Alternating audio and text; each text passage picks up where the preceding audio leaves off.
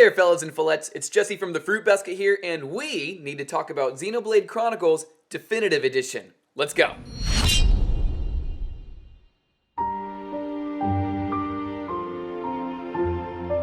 For those who have little to no knowledge of what the game is, Xenoblade Chronicles is a JRPG with masterful storytelling and thrilling combat that takes place on the bodies of two enormous deceased titans. And that is all I'm going to say to new beginners and players of Xenoblade Chronicles 2 and or Torna. This is where the video ends for you. I'm sorry, it's gonna get spoilery. I love Xenoblade Chronicles, so just go to your calendar whenever the release date drops, mark Xenoblade Chronicles DE, and snatch that thing when it drops. Spoiler warning, done. The only people who should be watching at this point are those who have completed Xenoblade Chronicles. So, what am I excited for? What do we already know about that I am super hyped?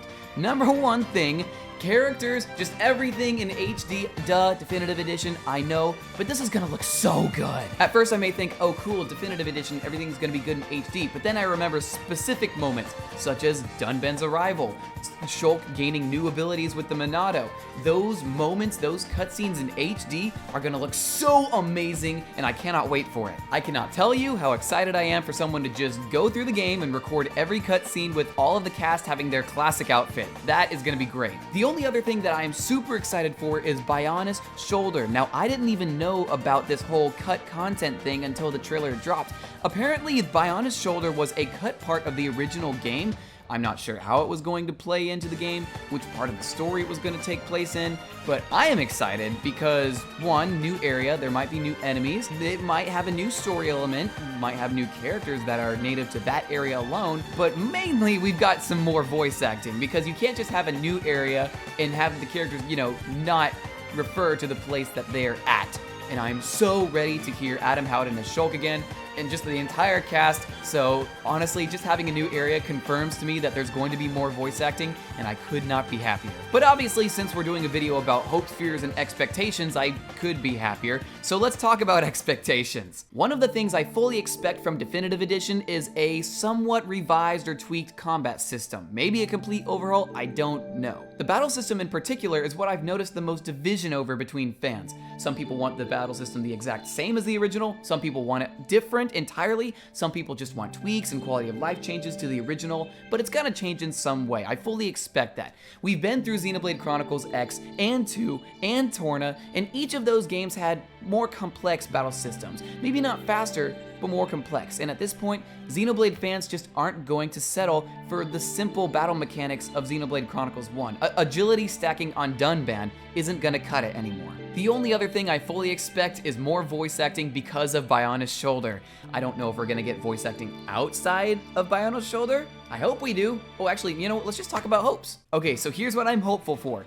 Number one thing above all, more voice acting throughout the entire game, not just Bionis' shoulder. I love these characters, I love every single one of them, except Ricky. I really hope they do him justice in Definitive Edition. I just didn't like him in the original, I'm sorry. But above all, when it comes to voice acting, I want more Shulk, I want more Dunban, and I want more of my girl Melia. Another hope I have that is pretty out there is changes to gem crafting. In this game, you gem craft a lot, and in the original it was mostly just a mix and match deal with risk and reward situations that really was just chance after you made that decision. What I would change in Definitive Edition is making gem crafting a timing based minigame. I don't have a particular vision of how it would specifically work, but I do know that, similar to the original, affinity would have a direct influence on the reward or difficulty of the minigame. So if you choose a pair with greater affinity, let's say Dunban and Ryan rather than Dunban and Ricky, it's going to directly influence either the difficulty or the reward, either making the reward greater or the difficulty easier in the minigame. I know it seems like such a small thing, but considering how much you gemcraft, I want it to be more engaging rather than just having your results solely based on affinity level. However, for the love of, spoilers, I would not want the voice acting in gem crafting to change in any way. I love these characters just shouting over each other. Concerning the music, I love Xenoblade Chronicles soundtrack. Are they gonna add to it? Hopefully. Are they gonna change what already exists? Maybe. Do I want that? I'm not sure.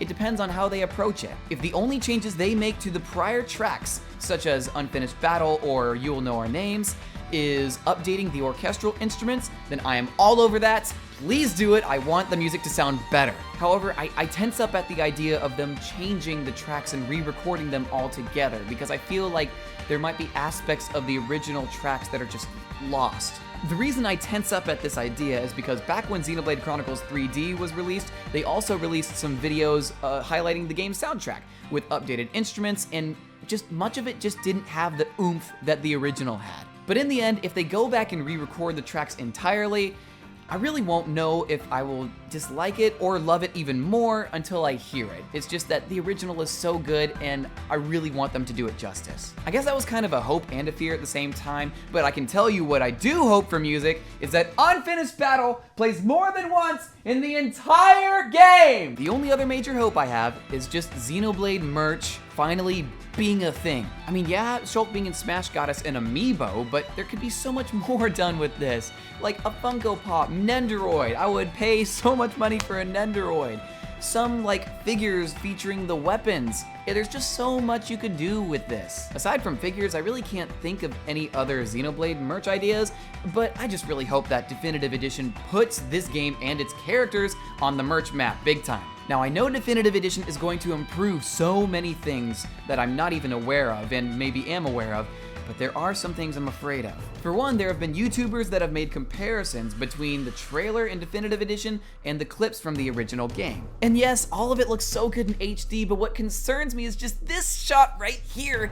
I don't know why, but I just feel like the HD model of Shulk just doesn't capture his emotion as well as the original. Just like the eyebrows, the way that the eyebrows in the original are kind of lifted.